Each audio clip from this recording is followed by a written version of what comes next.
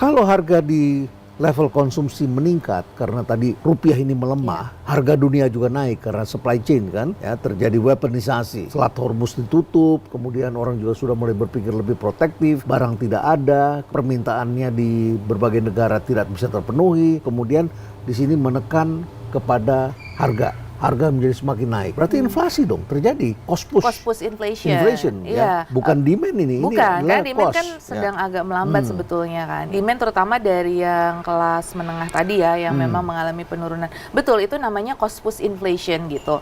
Cost push inflation itu nanti tercermin terutama di volatile food sama di administered price. Inflasi itu dibagi 3, Prof. Jadi ada inflasi yang inti, core inflation, kemudian itu demand kalau core. Nah, yang supply-nya itu tercermin biasanya di volatile food sama di administered price. Nah, administered price ini masih ditahan yang Pertalite, tapi kan yang lainnya enggak.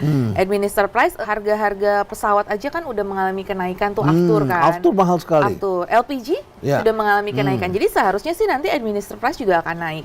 Nah, volatile foods beberapa barengan sama kemungkinan El Nino itu juga ke depannya bisa jadi ya harga pangan kita juga ada kenaikan. Tapi walaupun pemerintah terus melakukan operasi pangan dan lain sebagainya gitu kan, terus menambah suplai pangan dan ketahanan pangan, tapi inflasi pangan itu juga mungkin terjadi gitu. Dan kemudian tadi kebutuhan-kebutuhan yang dia dari plastik itu ke industri dan komponen imported inflation itu karena industri kita kemarin kita juga diskusi sama para pengusaha ya, itu rata-rata 70% komponen itu di kita masih impor. Jadi komponen impor dari industri manufaktur kita tuh komponennya masih perkiraannya 70 sampai 80. Jadi import. Nah, tapi sekarang masih menahan karena biasanya kan mereka margin dulu yang diturunkan ya. Prof kan ahli bisnis lah.